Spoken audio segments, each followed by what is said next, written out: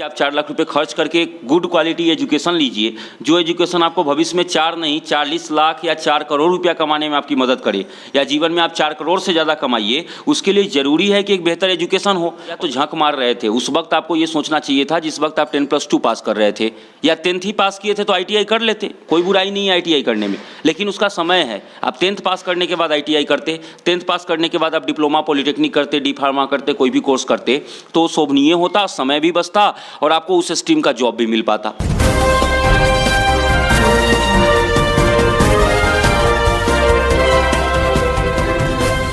जी नमस्कार, Tirhut live news network में आपका स्वागत है। मैं हूं आपके साथ सुमित सिंह। कहा जाता है कि शिक्षा एक ऐसा क्षेत्र है जो हमें आगे की ओर अग्रसर करता है। जी हां, इसी माध्यम से काउंसलिंग गाइडेंस के एक माध्यम से एक शिक्षक है शिवहर जिले में, एक काउंसलर है जो काफ़ी अच्छा और आगे के भविष्य की तरफ छात्र छात्राओं को क्या करना चाहिए वो बताते हैं, गाइडेंस करते हैं। उनसे हम कुछ विशेष बातचीत करेंगे। सर, हमारे चैनल में सबसे पहले आपका स्वागत है। धन्यवाद। आप सब आपके दर्शक का भी स्वागत है। और मेरा नाम मुकुंद हुआ और लगभग 7 सालों से हम इस काउंसलिंग गाइडेंस ऑर्गेनाइजेशन को शिवहर में चला रहे हैं, जो 7 वर्षों से यहाँ के बच्चों को जो 10+2 पास कर रहे हैं या 10th पास कर रहे हैं उसको आगे की कैरियर की गाइडेंस हम लोग देते आ रहे हैं और देते रहेंगे। धन्यवाद आपका, आप यहाँ पर पधारे और हमारे से बातचीत करने के लिए आपका फिर से स्वागत है। सर, हमारे दर्शकों को और छात्र छात्राओं को, जो भी लोग हमारे इस चैनल के माध्यम से आपको सुन रहे हैं, जानना चाहेंगे कि सर आगे यहाँ 10th-12th के बाद छात्र छात्राओं को क्या करना चाहिए। ठीक है, देखिए 10th और 12th के बाद जो कोर्स, सबसे पहले तो 10th ही वो लेवल है जहाँ पर सोच लेना चाहिए आपको कि आप क्या करें। 10th सबसे अप्रोप्रिएट लेवल है, क्योंकि उस वक्त तक आप स्टार्ट कर रहे होते हैं 12 पढ़ना। और अभी तो नई शिक्षा नीति के अकॉर्डिंग बच्चा को 9th में ही ये चुनने का मौका मिल जाएगा या 8 में ही चुनने का मौका मिल जाएगा कि हाँ बच्चा क्या सब्जेक्ट चूज करे। अब 10th के बाद अगर आपकी फैमिली स्टेटस बहुत अच्छी नहीं है, फैमिली लग रहा है कि बहुत ज़्यादा लंबा आपके साथ कैरियर अप्रोच नहीं प्रोवाइड करेगी, तो आप पॉलिटेक्निक है या अदर डिप्लोमा प्रोग्राम्स हैं बहुत सारे मार्केट में, जो डिप्लोमा प्रोग्राम्स करके आप 10th स्तर पर ही 3 साल या 2 साल का डिप्लोमा प्रोग्राम करके उसके बाद आप मार्केट में आज के अकॉर्डिंग का जो मार्केट है, आज जिस चीज़ की ज़रूरत है मार्केट में, उसमें से किसी एक स्किल को गेन करके आप जॉब ऑब्टेन कर सकते हैं। लेकिन अगर बहुत सारे लोग हैं जो 10th के बाद 12 में आते हैं, 12 एक स्ट्रीम है, उसमें मैथ है, बायो है, कॉमर्स है, आर्ट्स हैं, इन सब अलग अलग स्ट्रीम को चुनते हैं। ओवरऑल जिस भी स्ट्रीम से आप 12 पास कर गए हो, उसके बाद जो फर्दर आप प्रोग्राम आप करने जा रहे हैं, ग्रेजुएशन लेवल का प्रोग्राम, आप जिसको अंडर ग्रेजुएट प्रोग्राम आप कहते हैं, अगर अंडर ग्रेजुएट लेवल का प्रोग्राम करने जा रहे हैं तो फिर ज़रूरी है आपके लिए सोचना कि अब वो स्किल गेन कर लिया जाए, जो स्किल आपके लिए काम की चीज़ है, जो स्किल आपको फर्दर भविष्य में जॉब देगी। वो जॉब आपको कोई भी दे, जॉब आज के समय में गवर्नमेंट जॉब बहुत ही कम है, तो जॉब कोई ना कोई तो देगा आपको, चाहे वो प्राइवेट जॉब दे या कुछ आप अपना शुरुआत कीजिए या गवर्नमेंट जॉब दे। इस बिना जॉब के, बिना पैसा कमाए आपका जीवन भविष्य में तो चलने वाला है नहीं। तो जॉब तो आपको करने हैं, पैसा तो कमाने हैं, तो आपके पास ऑप्शन क्या है? आपके पास ऑप्शन है कि आप एक ऐसे स्किल को गेन कीजिए जो या तो गवर्नमेंट जॉब, प्राइवेट जॉब या फिर अपने आप को एक एंटरप्रेन्योरशिप उद्यमी बनाने में भी आपको मदद करे। और इसके लिए स्किल बहुत बड़ा फैक्टर है। एक लोहार के पास स्किल है, एक बार्बर के पास स्किल है, और वो स्किल भले ही पढ़ा लिखा नहीं है, बहुत अच्छे कॉलेज यूनिवर्सिटी से नहीं पढ़ा है, लेकिन उसके पास स्किल है, तो आज अपने आप को किसी न किसी रूप में एम्प्लॉयड जरूर करके रखे हुआ है। वो इस बात का रोना नहीं रो रहा है कि मेरे पास जॉब नहीं है। लोहार है बेचारा, घर से रोज़ निकलता है, 500-700 रुपये रोज़ कमा कर आता है। तो उसी तरीके से आज आप 10+2 पास कर गए हैं, अब आप नॉर्मली तरीके से बिहार यूनिवर्सिटी में जाइए, एडमिशन ले लीजिए BA में, और आप गवर्नमेंट जॉब का प्रिपरेशन कर रहे हैं या गवर्नमेंट जॉब दे रहे हैं। नहीं होगा अगर गवर्नमेंट जॉब, क्योंकि नहीं होगा ऐसा हम क्यों बोल रहे हैं? क्योंकि आज आए दिनों आप सुन रहे हैं कि एम्प्लॉयमेंट रेट किस तरीके से बढ़ रहा है। उसमें मैक्सिमम बच्चे का जो स्टेमिना है वो यही है कि वो सब गवर्नमेंट से ही जॉब चाह रहे हैं, जबकि गवर्नमेंट जॉब देना नहीं चाह रहा है। डे बाई डे प्राइवेटाइजेशन हो रही है संस्थाओं का। जो भी बेहतर संस्थाएं थी जो जॉब देती थी गवर्नमेंट की, उन सब में प्राइवेटाइजेशन हो रहा है। तो फिर प्राइवेट कंपनी जॉब आपके स्किल को ही देख कर देगी। प्राइवेट कंपनी आपको रीजनिंग और मैथ और सोशल साइंस के और जीके के कुछ क्वेश्चन पूछ के आपको जॉब नहीं देगी। इंटरव्यू बेसिस जॉब होता है और स्किल देखकर आपको जॉब मिलती है कि चलो बीटेक वालों का ये जॉब है, पॉलिटेक्निक वालों का ये जॉब है, या MBA वालों का ये जॉब है। तो वो जॉब स्किलफुल प्रोग्राम को देखकर ही जॉब देती है। तो इस ज़िला में शिवहर ज़िले में हैं हम लोग, और इस ज़िले में की जो वास्तविक स्थिति अगर आप समझिएगा तो अभी हाल फिलहाल में एक आर्थिक सर्वेक्षण आया था, आप लोग भी देखे होइएगा, अखबार में बहुत लंबा चौड़ा तरीके से छापा गया कि बिहार का जो आर्थिक सर्वेक्षण था, उस आर्थिक सर्वेक्षण के आधार पर बिहार शिवहर जिला जो है वो बिहार का सबसे गरीब जिला घोषित हुआ। यहाँ के लोगों की पर व्यक्ति इनकम जो है सालाना वो लगभग 8 से 10 हज़ार रुपये सालाना इनकम है, जबकि ये बिहार का एवरेज इनकम लगभग 36 हज़ार रुपये है। यानी पटना में रहने वाला एक व्यक्ति सालाना 36 हज़ार रुपये कमा रहा है, वहीं पर शिवहर में रहने वाला एक व्यक्ति सालाना मात्र 8 हज़ार रुपये कमा रहा है। तो ऐसी जगहों के जो बच्चे हैं उनके फैमिली स्टेटस क्या है हम लोग से छुपा हुआ नहीं है। हम लोग भी एक ऐसे ही उसी समाज से आते हैं जहाँ के माता पिता किसान हैं, उनके पास ज़्यादा स्कोप नहीं है, आगे की कैरियर के बारे में उनको पता नहीं है कि वो अपने बच्चों को सही कैरियर दे पाए या उनके बारे में अपने बच्चों को बता पाए। कोचिंग इंस्टीट्यूट्स है या स्कूल है या कॉलेज है, वो भविष्य के बारे में या भविष्य में आने वाली चैलेंजेस के बारे में बात नहीं ही करती है। वो फिलहाल उनका काम है, कोचिंग का काम है कंसेप्ट पढ़ा देना, स्कूल का फिलहाल काम है कि उसको समय पर मार्कशीट दे देना, एग्ज़ाम करवा देना, ये ओवरऑल रिस्पॉन्सिबिलिटी। अब बच्चा के पास ऑप्शन क्या बचता है कि 10-12 के बाद क्या करे, तो वो फिर अपने आसपास में लोगों को देखता है कि पड़ोसी का बच्चा क्या कर रहा है, फूआ जी का बेटा क्या कर रहा है, मामा जी का बेटा क्या कर रहा है, और फूआ जी मामा जी या पड़ोसी का बेटा जो कर रहा है उसमें से किसी एक की जो सफल रास्ते होते हैं, जिनको लगता है कि फूआ जी का बेटा ऐसा किया तो सफल हो गया, तो फिर उसी रास्ते पर वो प्रोपोगेट हो जाता है और उसी रास्ते को फॉलो करने लगता है। जबकि ऐसा है नहीं। प्रत्येक ह्यूमन अपने आप में क्या है, आइडेंटिकल है। सबकी अपनी अपनी एक सोच है, सबकी अपना एक इंटरेस्ट है, सबका रहने का, जीने का तरीका, कपड़ा पहनने का तरीका, फैशन, बाल रखने का तरीका सब अलग अलग है। उस रूप में आप कैरियर पर आके ये टिक जाइए कि हाँ वो ऐसा किया तो हम भी ऐसा ही करेंगे और सफल हो ही जाएंगे, इसकी कोई गारंटी नहीं है। तो यहाँ पर रिक्वायर्ड है कि आप अपने आप से विचार कीजिए और देश में मौजूद जितने भी इंस्टीट्यूट्स हैं, चाहे वो गवर्नमेंट हो, प्राइवेट हो, जो भी इंस्टीट्यूट्स हैं उसके बारे में जानिए। उसमें मौजूद जो कोर्स हैं, जो आज की मार्केट की रिक्वायरमेंट्स, आज क्या है, आज हर किसी के पास मोबाइल फ़ोन है। आज हर किसी के पास क्या कहते हैं, मोबाइल फ़ोन पर चल रहे कंपनियों की एड्स हैं, है ना। आप आज टीवी से ज़्यादा मोबाइल फ़ोन से जुड़े हुए हैं। तो मोबाइल फ़ोन में जो ऐप डेवलपमेंट हो रहा है, किसी को ऐप डेवलपमेंट करने आ रहा है तो उसको जॉब की दिक्कत नहीं होगी। किसी को वेबसाइट डेवलपमेंट करने आ रहा है तो उसको जॉब की दिक्कत नहीं होगी। किसी के पास अगर घर बनाने का तकनीक है, नक्शा बनाने आ रहा है किसी घर का, तो उसके पास भी जॉब होगी और उनको लोग ढूंढेंगे।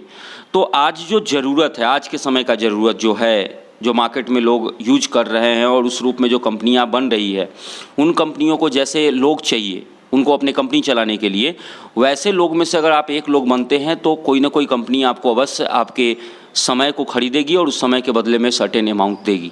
और इस रूप में टेक्निकल और प्रोफेशनल कोर्स रिक्वायर्ड है कि आप कोई ना कोई टेक्निकल और प्रोफेशनल और स्किलफुल वोकेशनल प्रोग्राम को कीजिए। वो कहीं से भी कीजिए, और वो एक अलग कंसर्न है कि आप कहाँ से पढ़िए, लेकिन जहाँ से भी पढ़िए 3 साल या 4 साल का ग्रेजुएशन का प्रोग्राम है तो बस आप एडमिशन करवा के घर मत बैठ जाइए। 3-4 साल में आप जिस भी कॉलेज में पढ़ रहे हैं वहाँ जाकर रेगुलर क्लासेज कीजिए। क्लास कीजिएगा तभी उस स्ट्रीम का आपको नॉलेज हो पाएगा, और नॉलेज होने के बाद फर्दर आप जब मार्केट में जाइएगा किसी से जॉब मांगने, तो उस नॉलेज को बदौलत आपको जॉब मिलेगी और आप पैसे कमाइएगा और उस काम को करने में आपको मज़ा भी आएगा, क्योंकि आपका वो चुना हुआ सब्जेक्ट रहेगा जिसमें आपको आनंद आ रहा था, वही आपने चुना था। तो साइंस वाले हैं या मैथ वाले हैं, मैथ वाला को तो हम यहाँ पर तो क्या है, अपने ज़िला में जितने भी कोचिंग इंस्टीट्यूशंस हैं सब के सब 10+2 का भी लीस्ट लेवल पढ़ाते हैं, सबसे निचला लेवल। कोई अपने बच्चों को एक बार बोलता तक नहीं है कि भैया मैथ से पढ़ रहे हो तो तुम चलो बिहार इंजीनियरिंग का एग्ज़ाम दो, जेईई मेंस का एग्ज़ाम दो, 5 को इंजीनियरिंग एग्ज़ाम दो, और उस इंजीनियरिंग एग्जामिनेशन में बैठ कर देखो तो सही कि तुम्हारी क्या स्टेमिना है, या जो हमने कंसेप्ट पढ़ाए हैं वो किस रूप में तुम्हारे जीवन में प्रभाव डाल रहा है। लेकिन यहाँ के मोस्टली बच्चे किसी भी प्रकार के इंट्रांस एग्जामिनेशन में नहीं बैठते हैं। ये मोस्टली जो बच्चे हैं, 2000 बच्चे पास किए होंगे इस बार 12, 2000 में से लगभग 1800-1900 बच्चे जो है वो जाकर बिहार यूनिवर्सिटी में एडमिशन लेंगे, मुजफ्फरपुर पटना में रहेंगे, दाल चोखा रोटी उपजाएंगे, खाएंगे और मस्त गवर्नमेंट जॉब का प्रिपरेशन करेंगे। सफल उसमें से कितना होगा, आज से 5 से 10 साल बाद हम गारंटी तौर पर आपको कह सकते हैं कि उन 1800 बच्चों में से कोई मोस्टली 100 बच्चा या 50 बच्चा ही होगा जिसको गवर्नमेंट जॉब मिल जाएगा। बाकी जो बच जाएगा 1700 बच्चा, उसका क्या होगा, और वो 5 साल के बाद क्या करेगा ये भी जान लीजिए। ग्रेजुएशन कर लेगा, अब उसको लगेगा कि कुछ नहीं हो रहा है ग्रेजुएशन पर, तो ITI करने चला जाएगा ग्रेजुएशन के बाद। बहुत सारे लोग MSc कर लेंगे, MA कर लेंगे और तब चल जाएंगे पॉलिटेक्निक करने, डीलेड करने, भैया तो झंक मार रहे थे। उस वक्त आपको ये सोचना चाहिए था जिस वक्त आप 10+2 पास कर रहे थे, या 10th ही पास किए थे तो ITI कर लेते, कोई बुराई नहीं है ITI करने में, लेकिन उसका समय है। आप 10th पास करने के बाद ITI करते, 10th पास करने के बाद आप डिप्लोमा पॉलिटेक्निक करते, डी फार्मा करते, कोई भी कोर्स करते तो शोभनीय होता, समय भी बचता और आपको उस स्ट्रीम का जॉब भी मिल पाता। अब आप ग्रेजुएशन कर लिए, MSc कर लिए, 5 साल 2 साल पढ़ लिए और हायर एजुकेशन लेके अब फिर डिप्लोमा पर चले आए। आप सेफ्टी मैनेजमेंट है या बहुत सारे डिप्लोमा प्रोग्राम्स, आप कीजिए डिप्लोमा प्रोग्राम्स, लेकिन समय सही होना चाहिए उसका, है ना।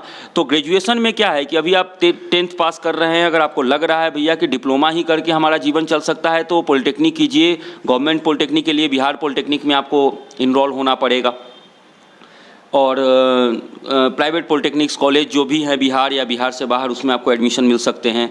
इसके अलावा जो 12 पास बच्चे हैं वो मैथ वाले हैं तो बीटेक कीजिए। बीटेक, अब बीटेक के लिए क्या है कि मार्केट में कह दिया गया कि भैया इंजीनियर तो रोड पर घूमता है, लेकिन 2008, 4, 5 के बाद से एक इंजीनियरिंग में बहुत ज़्यादा झुकाव हुआ बच्चों का, और ऐसे लोग भी इंजीनियरिंग करने चले गए जिसको बहुत ज़्यादा नॉलेज नहीं था, लेकिन फादर के पास पैसे थे और पैसे के बल पर वो इंजीनियरिंग करने चला गया और वो असफल हो गया।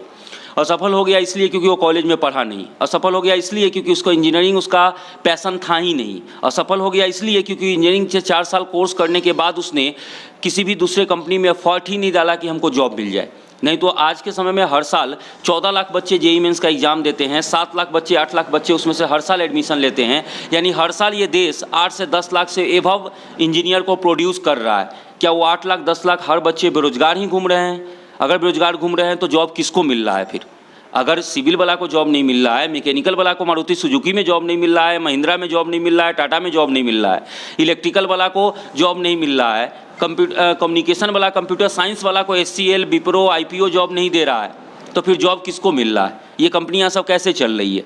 तो ये अपने आप में एक हवा है, या एक ऐसे लोग जिसको बीटेक का फुल फॉर्म भी नहीं पता हो कि बैचलर ऑफ टेक्नोलॉजी होता है, ऐसे लोग फैलाए हैं इस बात को कि हाँ भैया बीटेक करोगे तो जॉब नहीं मिलेगा, BA करोगे तब जॉब मिलेगा, जबकि इसका टर्म जो है वो सीधा इसका उल्टा है।